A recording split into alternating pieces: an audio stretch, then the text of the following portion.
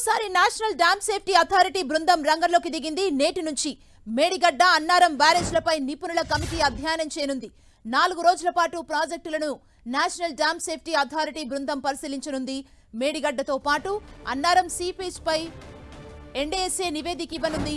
ఇప్పటికే 19 రకాల సమాచారం ఇవ్వాలంటూ ఇరిగేషన్ అధికారులకు లేఖ రాసింది. కేంద్ర జల సంఘం మాజీ చైర్మన్ చంద్రశేఖర్ అయ్యర్ ఆధ్వర్యంలో కమిటీ ఏర్పాటైంది. ఇవాళ ఈ కమిటీ బృందం హైదరాబాద్ చేరుకొని ఇరిగేషన్ అధికారులతో సమావేశం కానుంది. ఇవాళ రాత్రికి మేడిగడ్డకు చేరుకుంటుంది. రేపు ఎల్లుండి మేడిగడ్డ, అన్నారం, సుందిళ్ల బ్యారేజ్లను పరిశీలించనుంది. 9వ తేదీన ఇంజనీరింగ్ అధికారులు, నిపుణులతో కమిటీ సమావేశం కానుంది.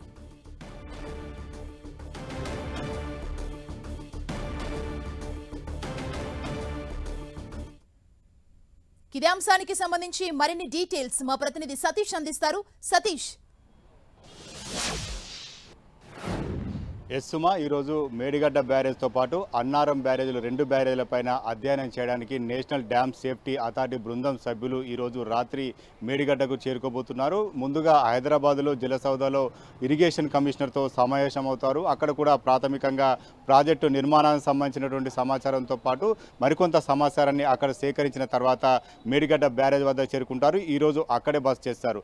రేపు ఎల్లుండి 2 రోజుల పాటు ఇటు మేడిగడ్డ, అన్నారం బ్యారేజ్లను పూర్తిగా నిపుణుల కమిటీ చంద్రశేఖర్ అయ్యర్ చైర్మన్గా ఎన్డీఎస్ఏ కమిటీ వేయడం జరిగింది. ఇందులో 5 సభ్యులు ఉంటారు. ఈ సభ్యులంతా కూడా మేడిగడ్డ, అదేవిధంగా అన్నారం బ్యారేజ్లో ఏర్పడిన లోపాలపైన పూర్తి స్థాయిలో అధ్యయనం చేయబోతుంది. ఏదైతే అక్టోబర్ 24న బ్యారేజీలో కుంగుబాటు ఏర్పడిన తర్వాత ముందుగా ఎన్డీఎస్ఏ బృందం ప్రాజెక్టును సందర్శించడం జరిగింది.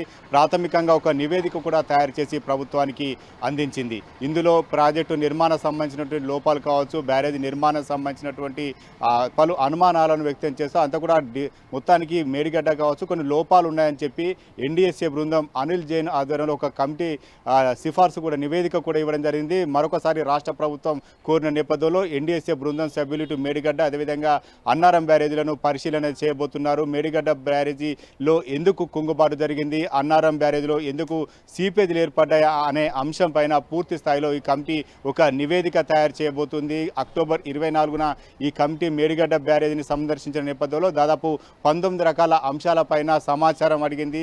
అందులో బ్యారేజీ నిర్మాణానికి సంబంధించిన అంశాలతో పాటు బ్యారేజీ లేఅవుట్కు సంబంధించిన అంశాలు, డిజైన్ సంబంధించిన అంశాలు, ఫిజిబిలిటీ సంబంధించిన అంశాలు, అదేవిధంగా ఒప్పందానికి సంబంధించినటువంటి అంశాలు, ఇలా దాదాపు 19 రకాల అంశాలను ఇరిగేషన్ శాఖ అధికారులను అడిగింది. ప్రస్తుతం ఆ అంశాలను కూడా ఈ బృందం సేకరించబోతుంది. ఇక క్షేత్రస్థాయిలో పర్యటన సాగించి ఏదైతే బ్లాక్ 7లో 19 నుంచి 21 వరకు పియర్స్ కుంగుబాటు ఏర్పడింది కదా, అందులో ఇప్పటి వరకు ఎటువంటి చర్యలు తీసుకున్నారు, అదేవిధంగా ప్రాజెక్టు ఎత్తిపోతలు కొనసాగినటువంటి సందర్భంలో ఎటువంటి చర్యలు చేపట్టారు, ఎత్తిపోతల సందర్భంలో ఏమైనా లోపాలు గ్రహించారా లేదా అనే అంశాలను కూడా ఇరిగేషన్ శాఖ అధికారుల నుంచి ఈ కమిటీ సమాచారం సేకరించబోతుంది. దీంతో పాటు కాంట్రాక్టు నిర్మాణం సంబంధించినటువంటి అధికారులు కూడా అధికారుల వద్ద నుంచి కూడా సమాచారం సేకరించబోతుంది. పూర్తి స్థాయిలో సమాచారం సేకరించిన తర్వాత ఒక నివేదిక రూపంలో ప్రభుత్వానికి అందించబోతుంది. ఇప్పటికే రాష్ట్ర ప్రభుత్వం కూడా స్టేట్ డ్యామ్ సేఫ్టీ అథారిటీ బృందం ఒకటి ఏర్పాటు చేసింది. ఇటీవలే ఆ కమిటీ కూడా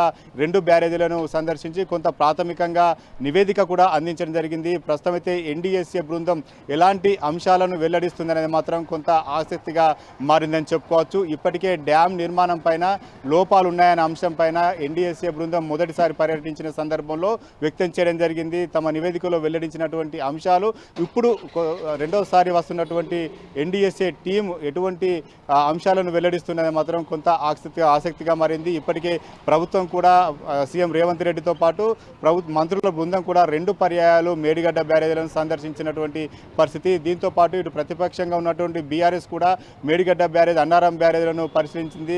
ఒకవైపు కాళేశ్వరం ప్రాజెక్టు అడ్డాగా పొలిటికల్ వివాదం కొనసాగుతున్న నేపథ్యంలో ఇటు ఎన్డీఎస్ఏ బృందం కూడా పర్యటించి పూర్తి స్థాయిలో 19 రకాల అంశాలతో పాటు అసలు బ్యారేజీకి కుంగుబాటు గల కారణాలను ఈ నివేదికలో వెల్లడించే అవకాశం ఉంటుంది. కాబట్టి ఈ నివేదిక ప్రాధాన్యత సంతరించుకుంది. దాదాపు 4 రోజుల పాటు పర్యటన కొనసాగనున్న నేపథ్యంలో ఎన్డీఎస్ఏ టీం నివేదికలో ఎటువంటి అంశాలను వెల్లడిస్తున్నది మాత్రం ప్రస్తుతం అయితే ఆసక్తిగా మారింది. సుమా. Thank you Satish.